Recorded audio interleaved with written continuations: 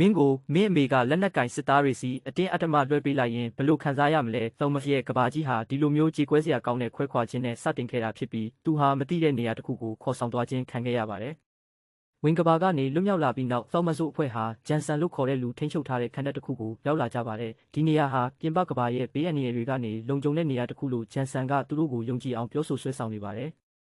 ဂျန်ဆန်ကသောမတ်ကိုတီးတန့်ခေါ်ယူပြီးဝေးကတ်အဖွဲ့အကြောင်းဘာတွေမှတ်မိတယ်လဲလို့စစ်မေးပါတယ်သောမတ်ကတော့သူတို့တွေဝင်ကဘာထဲမှာအသေးလဲရုန်းကန်ခဲ့ရတာတွေကိုပဲမှတ်မိနေပြီးဂျန်ဆန်ရဲ့ရည်ရွယ်ချက်ကိုစတင်တန်တရားဖြစ်လာပါတော့တယ်ညဘက်မှာအိတ်မပျော်နိုင်တဲ့သောမတ်ဟာအင်းလို့ခေါ်တဲ့ကောင်လေးတစ်ယောက်ရဲ့အကူအညီနဲ့လေဝင်ပေါက်တွေထဲကနေတဆင့်စုံစမ်းမှုတွေလုပ်ပါတယ်သူတို့ဟာခံတက်ရဲ့တကားပိတ်ထားတဲ့အခန်းတွေထဲမှာဘာတွေရှိနေတယ်လဲဆိုတာကိုလှုပ်ဝက်စွာလိုက်ကြည့်ခဲ့ကြပါတယ်စမ်းသက်ခန်းထဲကိုခိုးဝင်ကြည့်လိုက်တဲ့အခါမှာတော့သောမတ်တို့ဟာကြောက်စရာကောင်းတဲ့အမှန်တရားကိုတွေ့လိုက်ရပါတယ်။ဖန်ပြိုတွေထဲမှာလူငယ်တွေကိုစမ်းသက်နေကြတာဖြစ်ပြီးသူတို့အရင်ကယုံကြည်ခဲ့တဲ့ဒေါက်တာပိရှ်လည်းအသက်ရှင်နေသေးကြောင်းမြင်တွေ့လိုက်ရပါတယ်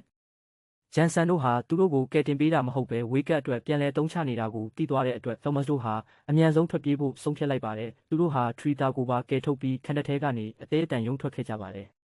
ခံတက်ရဲ့တကားတွေနောက်မှာသူတို့တွေ့လိုက်ရတာကတော့ပျက်စီးနေတဲ့တဲကန်နာရကဘာကြီးပါပဲသောမတ်တို့ဟာအနောက်ကလိုက်လာတဲ့ဝေးကတ်တပ်ဖွဲ့တွေရဲ့လက်ကနေလွတ်အောင်တဲမုန်တိုင်းတွေကြားမှာမြို့ပြက်ကြီးတွေကိုဥတီပြီးပြေးလွှားခဲ့ကြပါတယ်မြို့ပြက်ကြီးတွေကအဆောက်အဦတစ်ခုထဲမှာခိုလုံနေတော့မီးတွေလင်းလာတဲ့အခါမှာတော့သူတို့ဟာအန်နီယန်နဲ့ရင်ဆိုင်လိုက်ရပါတယ်ဗိုင်းရပ်စ်ကူးစက်ခံထားရတဲ့ကြောက်စရာကောင်းတဲ့ခရက်တွေဟာသူတို့ကိုအုပ်စုလိုက်စတင်တိုက်ခိုက်ပါတော့တယ်ထွက်ပြေးနေရင်းနဲ့ဝီစစ်ဆန်ဟာခရက်တွေရဲ့တိုက်ခိုက်မှုကိုခံလိုက်ရပြီးကူးစက်ခံလိုက်ရပါတယ်သူဟာကြောက်စရာတရဝတကောင်ဖြစ်မပြောင်းလဲခင်မှာကိုအဆုံးစီရင်ဖို့ဆုံးဖြတ်လိုက်တဲ့အတွက်တငယ်ချင်းတွေဟာမျက်ရည်တွေနဲ့ထားရခဲ့ရပါတယ်ကနာရထဲမှာခီးဆက်ရင်းနဲ့သူတို့ဟာဂျောနဲ့ဘရန်နာတို့ကိုတွေ့ဆုံခဲ့ပါတယ်ဂျောကသမတ်တို့ကိုဝေးကက်ရဲ့ရန်သူဖြစ်တဲ့ရိုက်အန်အဖွဲ့စီခေါ်သွားပေးမယ်လို့ကတိပေးလိုက်ပြီးသူတို့အဖွဲ့ဟာအန္တရာယ်များတဲ့ခီးလန်းကိုအတူတူဆက်လျှောက်ခဲ့ကြပါတယ်